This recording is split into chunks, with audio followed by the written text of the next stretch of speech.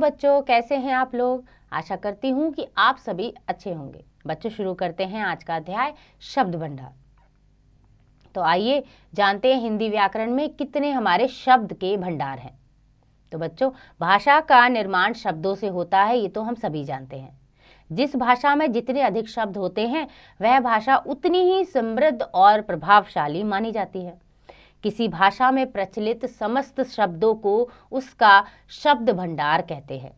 यानी कि कोई भी भाषा हो, उसमें जितने भी अच्छे समृद्ध जो शब्द होते हैं उनका जो भंडार होता है उन्हें हम शब्द भंडार कहते हैं। हिंदी का शब्द भंडार बहुत विशाल है, यानी बहुत बड़ा है। हिंदी की जननी संस्कृत भाषा है, अतः इसमें बहुत सारे शब्द संस्कृत भाषा से आए हैं। इस अध्याय में हम निम्नलिखित शब्दों का अध्ययन करेंगे, जैसे कि पर्यायवाची शब्द, विलोम शब्द, अनेकार्थी शब्द, शब्द समूह के लिए एक शब्द, एकार्थक प्रतीक होने वाले शब्द और श्रुति सम भिन्नार्थक शब्द। तो बच्चों, इतने सारे जो हमारे शब्द भंडार हैं उनके आज हम अध्ययन करेंगे। तो आइए एक एक करके सबके बारे में पढ़ें। सबसे पहले पढ़ेंगे पर्यायवाची शब्द क्या है। तो बच्चों, पर्याय का अर्थ ही होता है दूसरा या अन्य। पर्यायवाची शब्द वे होते हैं जो एक जैसा अर्थ देते तो हैं, इसलिए उन्हें समानार्थी या समानार्थक शब्द भी कहते हैं। यद्यपि पर्यायवाची शब्दों के अर्थ समान होते हैं, परंतु अलग अलग शब्दों का प्रयोग उनके भावों के अनुसार अलग अलग होता है। जैसे जल और नीर दोनों ही पानी के पर्यायवाची हैं, यानी कि जल और नीर दोनों पानी को ही कहा जाता है, किंतु जल कहने से जो स्वच्छता और पवित्रता का बोध होता है वह नीर कहने से नहीं होता है। अतः बच्चों, जो शब्द एक दूसरे का समान अर्थ प्रकट करते हैं उन्हें हम पर्यायवाची या समानार्थी शब्द कहते हैं। कोई भी शब्द हो, उसके और भी समान एक जैसे अर्थ देने वाले और भी शब्द होते हैं, उन्हें हम समानार्थी या पर्यायवाची शब्द कहते हैं। तो आइए पढ़ते हैं कुछ अन्य पर्यायवाची शब्द के उदाहरण। शब्द है अमृत और उसके और समान अर्थ देने वाले शब्द हैं सुधा, पीयूष, अमीय, सोमरस। अतिथि, अभ्यागत, मेहमान, पाहुना, आगंतुक। अजरच, आश्चर्य, अचंभा, विस्मय, कौतूहल। अश्व, घोड़ा, तुरंग, घोटक है। असुर यानी धनुज, दैत्य, दानव, राक्षस। अंधकार, अंधेरा, तम, तिमिर, कालिमा। अग्नि, आग, अनल, पावक, ज्वाला। आँख, नेत्र, लोचन, नयन, चक्षु। आंसू, अश्रु, नयनजल, दृग्जल, अंसुआ। आकाश, नभ, गगन, आसमान, अंतरिक्ष। इंद्र, देवेंद्र, देवेश, पुरंदर, सुरेश। ईश्वर, जगदीश, नारायण, प्रभु, भगवान। कमल, पंकज, जलज, नीरज, सरोज। कपड़ा, वस्त्र, चीर, वसन, पट। कुत्ता, श्वान, कुकुर, वनप्रिय, सारमय। कोयल, पिक, कोकिला, वनप्रिय, कुहुकिनी। गंगा, भागीरथी, सुरसरी, देवापगा, मंदाकिनी। गणेश, गजानन, गणपति, विनायक, लंबोदर। गुरु, शिक्षक, अध्यापक, आचार्य, उस्ताद। घर, घर यानी कि गृह, सदन, भवन, आवास। चंद्रमा, इंदु, शशि, सोम, राकेश। जल, वारी, अंबु, तोय, नीर। दिन, दिवस, वासर, दिवा, वार। दुख, कष्ट, पीड़ा, व्यथा, शोक। देवता, सुर, अजर, अमर, देव। धरती, भू, भूमि, धरा, वसुंधरा। धनुष, धनु, धनवा, चाप, कौदंड। नदी, सरी, सरिता, तरंगिणी, तटिनी। नाव, नौका, किश्ती, पोत, जलयान। पक्षी, खग, नभचर, विहग, अंडज। पवन, वायु, समीर, मारुत, अनिल। पहाड़, नग, शैल, पर्वत, मेरु। पुत्र, सुत, तन्मय, आत्मज, बेटा। पुत्री, सुत्या, तनया, आत्मजा, बेटी। पेड़, तरु, वृक्ष, विटप, धूम्र। प्रकाश, रोशनी, दीप्ति, आलोक, ज्योति। फूल, कुसुम, सुमन, प्रसून, पुष्प।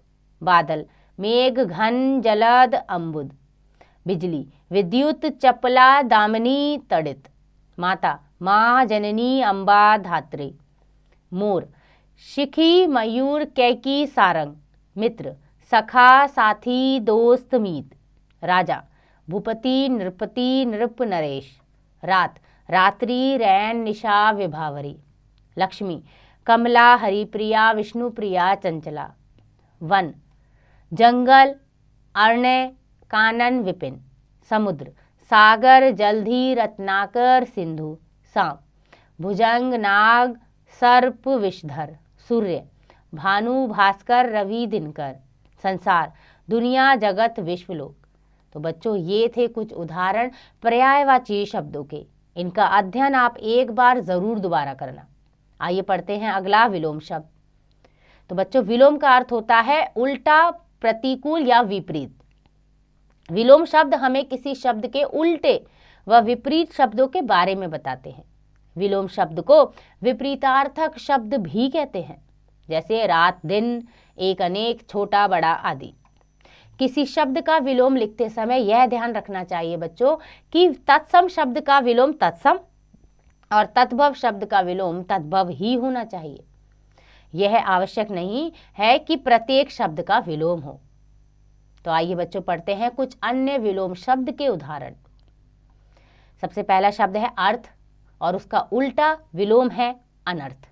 अमृत विष, अनुकूल प्रतिकूल, अनुराग विराग, अधम उत्तम, अनुज अग्रज, अमर मरणशील, अल्पज्ञ बहुज्ञ, अमीर गरीब, अपमान सम्मान, आकाश पाताल, आस्तिक नास्तिक, आयात निर्यात, आदान प्रदान, आशा निराशा, आज़ादी गुलामी, आसक्त अनासक्त, आगे पीछे, आय व्यय, आदर अनादर निरादर, आर्द्र शुष्क, आदि अंत, इच्छा अनिच्छा, इष्ट अनिष्ट, इहलोक परलोक, ईमानदार बेईमान, उपकार अपकार, उग्र सौभ्य, उत्कृष्ट निकृष्ट, उत्थान पतन, उपस्थित अनुपस्थित, उदय अस्त, उचित अनुचित, उधार नगद, ऊंच नीच, कठिन सरल, कृतज्ञ कृतघ्न, कठोर कोमल,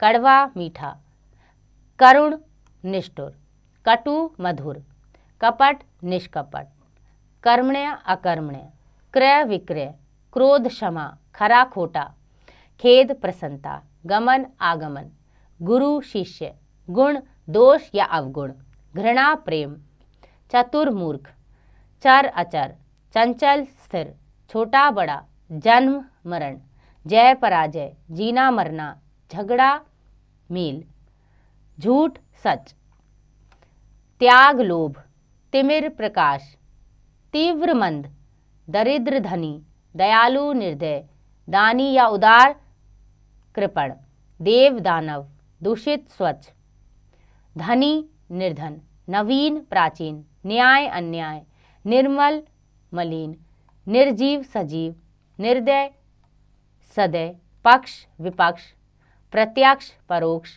प्रशंसा निंदा, पूर्व पश्चिम, परमार्थ स्वार्थ, प्रलय सृष्टि, पूर्ण अपूर्ण, पवित्र अपवित्र, पुरस्कार दंड, बलवान निर्बल, भूत भविष्य, भोगी योगी, महात्मा दुरात्मा, मानव दानव, मान अपमान, मंगल अमंगल, मुख्य गौण, मूक वाचाल, मितव्ययी अपव्ययी, मौखिक लिखित, यश अपयश, युद्ध शांति, राग द्वेष, रुग्ण स्वस्थ।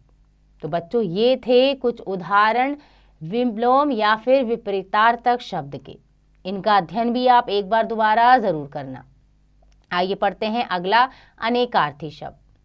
तो बच्चों जिन शब्दों के एक से अधिक अर्थ होते हैं उन्हें अनेकार्थी शब्द कहते हैं। जैसे मुद्रा, मुद्रा रुपया होता है, धन होता है, आकृति होती है, मोहर आदि। तो एक शब्द के अनेक अर्थ होते हैं। तो आइए बच्चों पढ़ते हैं कुछ अन्य अनेकार्थी शब्द के उदाहरण। पहला है अर्थ। अर्थ का और भी अन्य अर्थ होते हैं, धन, कारण, निमित्त, प्रयोजन। अक्षर यानी धर्म, ईश्वर, आकाश, एक वर्ण। अनंत जिसका कोई अंत ना हो, आकाश असीम। अशोक, शोक रहित, एक वृक्ष का नाम, एक राजा का नाम। अरुण, सूर्य, लाल, बालक का नाम। अवस्था, आयु, समय, हालत, दशा। अपेक्षा, तुलना, आशा, आवश्यकता। अज, बकरा, ब्रह्मा, दशरथ के पिता। आग, अग्नि, वेदना, संताप, ईर्ष्या। अंबर, आकाश, वस्त्र, बादल। उत्तर, दिशा, जवाब, बाद में आने वाला। कर्ण, कान, समकोण त्रिभुज की भुजा, कुंती पुत्र। कनक, सोना, धतुरा, गेहूं। कर, हाथी की सूंड, किरण, हाथ, टैक्स। काल, समय, मृत्यु, यमराज। काम, कार्य, कामदेव, प्रयोजन, इच्छा, लालसा। कुल, परिवार, वंश, वर्ग, योग। गुरु, शिक्षक, भारी, बड़ा, उपदेशक। गौ, गाय, इंद्रिय, वाणी, पृथ्वी। घट, घड़ा, हृदय, शरीर, घटना। चपला यानी कि चंचल, श्री, बिजली, लक्ष्मी। चरण, पैर, विभाग, पारी, छंद का एक पद। छत्र यानी छाता, राजछत्र, कुकुरमुत्ता। जड़, मूल, मूर्ख, अचेतन, निर्जीव। जलज, कमल, मोती, मछली, शंख। टीका, व्याख्या, तिलक, रोग से बचाव का टीका। तात, तात यानी भाई, पिता, पुत्र, अन्य प्रिय संबंधी। दर्शन, देखना, आकृति, शास्त्र, एक विषय। दल, पार्टी, समूह, पत्ता, पंखुड़ी, सेना, गुदा। दंड, डंडा, सजा, एक व्यायाम और समय की नाप। नग यानी कि सूर्य, वृक्ष, पर्वत, नगीना, रत्न। नीलकंठ, शंकर और एक पक्षी का नाम। पत्र, चिट्ठी, पत्ता, किसी धातु का पत्थर। पद, पैर, छंद, ओहदा। पानी, चमक, सम्मान, कलई, कांति, जल। फल यानी कि परिणाम, चाकू या तलवार की धार, खाने का फल। बलि, एक राजा, उपहार, भेंट, बलिदान। बाल यानी कि बाला, केश, बालक, गेहूं की बाल। भूत, भूतकाल, अतीत, प्राणी और भूत प्रेत। और मद, मद मतलब गर्व, नशा या मस्ती। तो बच्चों ये थे उदाहरण अनेकार्थी शब्द के, यानी कि कुछ शब्द ऐसे होते हैं जिनके एक या एक से अधिक अर्थ होते हैं। इनका अध्ययन भी आप एक बार दोबारा जरूर करना। आइए पढ़ते हैं अगला, शब्द समूह के लिए एक शब्द। तो बच्चों कम शब्दों में अधिक बात स्पष्ट करना वक्ता या लेखक की कुशलता का पर्याय माना जाता है। ऐसा करते समय शब्द समूह के स्थान पर एक शब्द की ही पर्याय रहता है। इस एक शब्द को शब्द समूह के लिए एक शब्द कहते हैं। तो बच्चों आइए पढ़ते हैं कुछ अन्य शब्द समूह के लिए एक शब्द, यानी कि शब्द बहुत सारे होते हैं और उसके लिए हम सिर्फ एक शब्द का प्रयोग करते हैं जिससे कि भाषा सरल हो जाती है। पहला है जिसकी कोई सीमा ना हो। तो ये एक वाक्यांश है, इसके लिए हम एक शब्द का प्रयोग करेंगे असीम।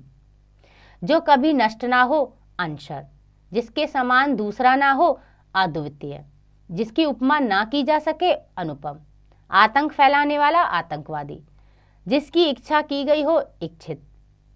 जो ऊपर कहा गया हो, उपयुक्त। जिस पर उपकार किया गया हो, उपकृत। जो किए हुए उपकार को माने, कृतज्ञ। जो किए हुए उपकार को ना माने, कृतघ्न। तप करने वाला, तपस्वी। जिसमें दया का भाव हो, दयालु। जहां पहुंचना कठिन हो, दुर्गम। दूर की सोचने वाला, दूरदर्शी। जो देखने योग्य हो, दर्शनीय। जिसका मिलना बहुत कठिन हो, दुर्लभ। जिसके पास धन ना हो, निर्धन। जिसका कोई आधार ना हो, निराधार। जहां कोई मनुष्य ना हो, निर्जन। आंखों के सामने होने वाला, प्रत्यक्ष। प्रशंसा के योग्य, प्रशंसनीय। विदेश में रहने वाला, प्रवासी। हाथ से लिखी हुई रचना, पांडुलिपि। जिसे कानों से ना सुनाई दे, बधिर। जिसका भाग्य अच्छा हो, भाग्यशाली। जो पहले हुआ हो, भूतपूर्व। दोपहर का समय, मध्याह्न। रहस्य या मर्म को समझने वाला, मर्मज्ञ। महीने में एक बार होने वाला, मासिक। कम बोलने वाला, मितभाषी। मीठा बोलने वाला, मृदुभाषी। मीन यानी मछली जैसी आंखों वाली, मीनाक्षी। जिसकी आत्मा महान हो, महात्मा। जिसे यश मिला हो, यशस्वी। रक्षा करने वाला, रक्षक। रचना करने वाला, रचयिता। बहुत बोलने वाला, वाचाल। जिसकी पत्नी मर गई हो, विधुर। जिसका पति मर गया हो विधवा, जिसके किसी अंग में खराबी हो विकलांग, जो विष्णु का भक्त हो वैष्णव, वर्ष में एक बार होने वाला वार्षिक, 100 वर्ष का समय शताब्दी, शरण में आया हुआ शरणागत, केवल शाक सब्जी व अन्न खाने वाला शाकाहारी, साथ पढ़ने वाला सहपाठी, जिसमें सब शक्तियां निहित हो सर्वशक्तिमान, स्पष्ट बोलने वाला स्पष्टवादी, सब जगह फैला हुआ सर्वव्यापी, और जो सबकी यानी कि सबको प्रिय हो सर्वप्रिय। तो बच्चों ये था उदाहरण एक समूह के लिए, यानी कि जो एक वाक्यांश है उसके लिए एक शब्द। आइए पढ़ते हैं अगला, एकार्थक प्रतीत होने वाले शब्द। तो बच्चों हिंदी में कुछ ऐसे शब्दों का भी प्रयोग होता है जिनके एक समान प्रतीत होने पर भी उनके अर्थ में सूक्ष्म भेद होता है, जैसे अस्त्र और शस्त्र। फेंक कर चलाए जाने वाले जो हथियार होते हैं उनको अस्त्र कहते हैं, जैसे भाला, रॉकेट आदि, और हाथ में पकड़कर चलाए जाने वाले हथियार जो उन्हें शस्त्र कहते हैं, जैसे तलवार, बंदूक आदि। तो बच्चों आइए पढ़ते हैं कुछ अन्य एकार्थक प्रतीत होने वाले शब्द, यानी कि वो जब हम उन्हें पढ़ते हैं तो वो लगते एक जैसे हैं लेकिन उनके अर्थ अलग होते हैं। पहला है अनुसंधान, यानी कि अज्ञात या विस्मृत तथ्यों को प्रकट करना। उसी का दूसरा शब्द है खोज, किसी छिपी हुई या अज्ञात वस्तु को ढूंढना। अनुनय, यानी कि कृपा की याचना जिसमें गिड़गिड़ाने का भाव हो। विनय, यानी कि विनम्र प्रार्थना हो। अभिमान, यानी संपत्ति या श्रेष्ठता के कारण स्वयं को बड़ा समझना। अहंकार, यानी बिना किसी गुण को ही अपने को श्रेष्ठ समझना। अमूल्य, यानी जिसका कोई मूल्य ही ना हो, और बहुमूल्य, जिसका मूल्य बहुत अधिक हो। अवस्था, यानी शरीर की स्थिति, जैसे जवानी, बुढ़ापा। आयु, यानी संपूर्ण जीवन काल की उम्र। अनुज, छोटा भाई, अग्रज, बड़ा भाई। अच्छाई, श्रेष्ठता, भलाई, परोपकार। आज्ञा, यानी बड़ों द्वारा छोटों को दिया गया निर्देश, और आदेश, यानी कि अधिकारी द्वारा अधीनस्थ को दिया गया निर्देश। इच्छा, यानी किसी वस्तु को पाने की स्वाभाविक कामना। लालसा, यानी किसी वस्तु को हर प्रकार से पाने की तीव्र इच्छा। ईर्ष्या, यानी कि दूसरों की प्रगति देखकर जलना। द्वेष, यानी व्यक्तिगत कारणों से किसी के प्रति शत्रुता का भाव। छाया, यानी कि वृक्ष आदि की छाया। परछाई, किसी व्यक्ति की परछाई। दुख, कोई भी कष्ट, शोक, प्रियजन की मृत्यु से उत्पन्न दुख। बंधु, घनिष्ठ मित्र, बांधव, संबंधी। भय, स्वाभाविक डर, आशंका, भविष्य में होने वाले अमंगल के प्रति चिंता। भ्रम, मिथ्या ज्ञान, गलतफहमी, संदेह, किसी बात की सत्यता में शक होना। स्वागत, यानी किसी के आने पर सम्मान देना, और अभिनंदन, यानी कि विशेष समारोह आयोजित करके सम्मानित करना। तो बच्चों ये थे एकार्थी शब्द के उदाहरण। आइए पढ़ते हैं अगला, श्रुति सम भिन्नार्थक शब्द। यानी कि श्रुति सम का अर्थ है सुनने में समान, और भिन्नार्थक का अर्थ है भिन्न अर्थ देने वाला, यानी अलग अर्थ देने वाला। ऐसे बहुत से शब्द हैं जिनका उच्चारण एक जैसा होता है किंतु उनके अर्थ भिन्न भिन्न होते हैं। ऐसे शब्दों को श्रुतिसम भिन्नार्थक शब्द कहते हैं, जैसे कि अक्षी। अक्षी मतलब आंख, और अक्ष मतलब धुरी। तो सुनने में तो दोनों शब्द लगभग एक जैसे लग रहे हैं, लेकिन दोनों के अर्थ अलग है। तो आइए जानते हैं कुछ अन्य श्रुतिसम भिन्नार्थक शब्द। पहला है अन्न। अन्न मतलब अनाज, अन्य मतलब दूसरा। अली, अली मतलब भौरा, और अली मतलब सखी। अगम, जहां पहुंचा ना जा सके, और आगम वेद। अथक, बिना थके। अकथ, जो कहा ना जा सके। अतीत यानी भूतकाल, अतीव यानी अत्यधिक। अलक यानी बालों की लट, और अलख यानी कि अदृश्य। अम्ब माता, अम्बु पानी। अचार तरकारी का चटपटा मिश्रण, और आचार यानी आचरण। अवलंब यानी सहारा, अविलंब तुरंत। अपेक्षा यानी कि आशा तुलना, और उपेक्षा तिरस्कार। अजर यानी जो कभी बूढ़ा ना हो, अजीर आंगन ओंठ। अम्ल यानी तेजाब या खट्टा रस, और अमल यानी निर्मल, शुद्ध। अनिष्ट यानी अमंगल और अनिष्ठ यानी निष्ठा रहित। अग्र आगे, उग्र भयानक, तीव्र। अंश यानी कंधा, अंश हिस्सा, भाग। अपकार अहित, उपकार भलाई। अराती शत्रु, आरती पूजा। अभय निर्भय, उभय दोनों। अभिराम सुंदर, अभिराम लगातार। उर यानी हृदय और उरु यानी कि जंघा। इंदिरा इंद्र की पत्नी, इंदिरा लक्ष्मी। ऋत यानी सत्य और ऋतु मौसम। उधार मतलब कर्ज और उद्धार मतलब मुक्ति या छुटकारा। उद्यत तैयार, उद्धत उद्दंड। आसन निकट, आसन बैठने की मुद्रा या वस्तु। अभिनय नाटक, अभिनव नया। आसक्त मोहित और अशक्त शक्तिहीन। आदि शुरुआत, आदि आदत वाला। कंगाल यानी बहुत अधिक निर्धन, गरीब, और कंकाल यानी हड्डियों का ढांचा। कर्ण कान और करण साधन। कुल यानी वंश, संपूर्ण, कूल यानी किनारा। कोर किनारा और कौर टुकड़ा। आगे है बच्चों छत्र यानी छतरी और छात्र विद्यार्थी। चिंता यानी सोच, परेशानी में, और चिता यानी कि शव को जलाने के लिए लकड़ियों का ढेर। गंध यानी गंदगी और गंध यानी बास और बू। चरम आखिरी, अंतिम, चर्म चमड़ी खाल। कटी यानी कि कमर और कटगी यानी कि काट दी गई। कांति शोभा चमक, क्रांति परिवर्तन। कर यानी कि हाथ और करी हाथी। ग्रह नक्षत्र और गृह घर। चरित जीवन, चरित्र आचरण। चरण पैर, चारण भाट। कर्मी करने वाला और क्रमी कीड़ा। चित्त मन और चित्र तस्वीर। चिर सदैव, चीर वस्त्र। जलज कमल, जलद बादल। जल्दी शीघ्र और जलधि समुद्र। ज्वर बुखार और ज्वार समुद्र का उफान। जर यानी कि बुढ़ापा और जरा यानी थोड़ा। झक बेकार, झक मछली। तरंग लहर, तुरंग घोड़ा। तरु पेड़, तरुण जवान। तरणी सूर्य, तरणी नौका। तेज ओज या चमक, तेज यानी तीव्र। तापस यानी तपस्वी और तामस यानी तमोगुण से युक्त। दारू यानी कि वृक्ष और दारू शराब। देश राष्ट्र, द्वेष जलन। दिन दिवस, दीन गरीब, और द्वीप हाथी और द्वीप टापू। तो बच्चों ये थे उदाहरण श्रुति सम भिन्नार्थक शब्दों के, जो सुनने में तो एक समान लगते हैं लेकिन दोनों के अर्थ अलग होते हैं। तो बच्चों इनका अध्याय भी एक बार आप दोबारा जरूर करना। आइए दोहराएं। भाषा में प्रचलित शब्दों को शब्द भंडार कहते हैं। हिंदी भाषा का शब्द भंडार बहुत विशाल है। जो शब्द लगभग समान अर्थ प्रकट करते हैं उन्हें पर्यायवाची कहते हैं। जो शब्द एक दूसरे का उल्टा अर्थ देते हैं उन्हें विलोम शब्द कहते हैं। जो शब्द एक से अधिक अर्थ देते हैं उन्हें अनेकार्थी शब्द कहते हैं।